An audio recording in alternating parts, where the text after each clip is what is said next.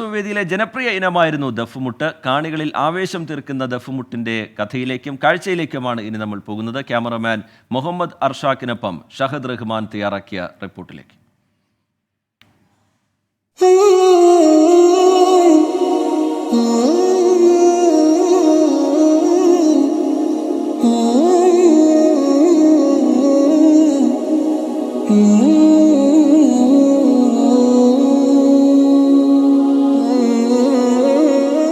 ദഫ്മുട്ടിൻ്റെ ചരിത്രം പറയുകയാണെങ്കിൽ അത് പ്രവാചകർ മുഹമ്മദ് നബി സല്ലല്ലാഹു അലൈഹി വസല്ലം തങ്ങളും സഹ അനുയായികളും മക്കയിൽ നിന്ന് മദീനയിലേക്ക് പലായനം ചെയ്തു.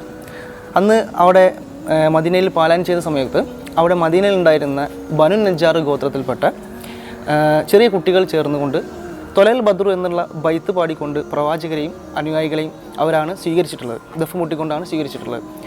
അവിടെ മുതലാണ് ദഫിൻ്റെ ചരിത്രം സ്റ്റാർട്ട് ചെയ്യുന്നത്.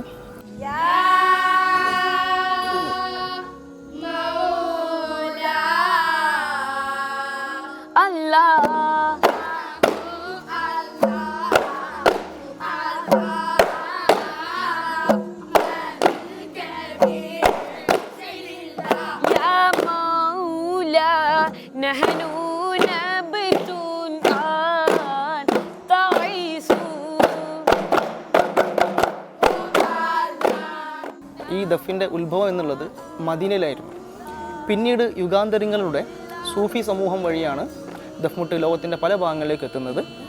നമ്മുടെ കേരളത്തിലേക്ക് ദഫ്മുട്ട് എത്തുന്നത് രണ്ട് വഴികളിലൂടെയാണ്. ഒന്ന് ലക്ഷദ്വീപ് സമൂഹം വഴിയും മറ്റൊന്ന് യമനി പാരമ്പര്യത്തിലൂടെയാണ് നമ്മുടെ കേരളത്തിലേക്ക് ദഫ്മുട്ട് എത്തുന്നത്. നമ്മുടെ കേരള സംസ്ഥാന സ്കൂൾ കലോത്സവത്തിലേക്ക് ഏകദേശം 1992 മുതലാണ് ഒരു ഇനമായിട്ട് ദഫ്മുട്ടിനെ ഉൾപ്പെടുത്തുന്നത്.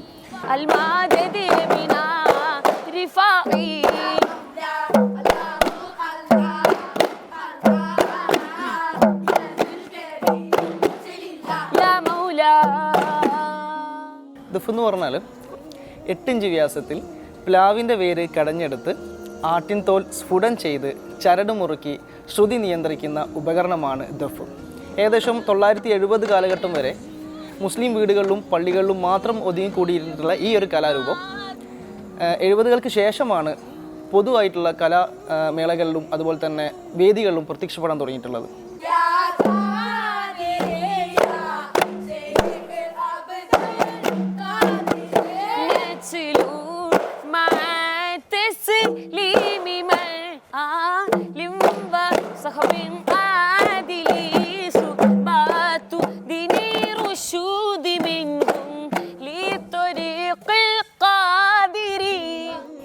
ദഫ്മുട്ടിൻ്റെ വേഷവിധാനത്തെ പറ്റി പറയുകയാണെങ്കിൽ നമ്മുടെ സ്കൂൾ കലോത്സവ മാനുവലിൽ അതിൻ്റെ പ്രത്യേകം മാനുവലിൽ അത് പറയപ്പെട്ടിട്ടുള്ള രൂപത്തിലാണ് നമ്മൾ വേഷം സംവിധാനിച്ചിട്ടുള്ളത്. അതായത് വൈറ്റ് ജുബ്ബ, കരയില്ലാത്ത വൈറ്റ് തുണി, അതുപോലെ വാലുള്ള തലപ്പാവ്, ഇതാണ് ദഫിൻ്റെ വേഷം. അതുപോലെ തന്നെ ദഫിൻ്റെ സ്റ്റെപ്പുകളെ പറ്റി പറയുകയാണെങ്കിൽ അത് ചാഞ്ഞും ചരിഞ്ഞും ഒക്കെയാണ് അത് കളിക്കുക.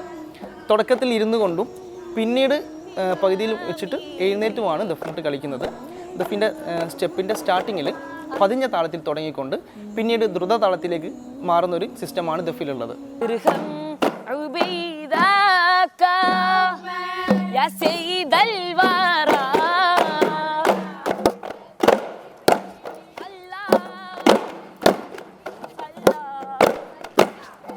കാണികളിൽ ആവേശത്തിരയിളക്കം സൃഷ്ടിച്ച ദഫ്മുട്ട് കലാകാരന്മാർ അങ്ങനെ കൊട്ടിക്കയറുകയാണ്. മാപ്പിള കലയിൽ ഏറ്റവും ജനപ്രിയ ഇനമായ ദഫ്മുട്ട് പ്രവാചകൻ മുഹമ്മദ് നബിയുടെ കാലം തൊട്ട് പ്രചാരത്തിലുള്ളതാണ്. ക്യാമറമാൻ മുഹമ്മദ് അർഷാക്കിനൊപ്പം ഷഹദ് റഹ്മാൻ, 24 കൊല്ലം.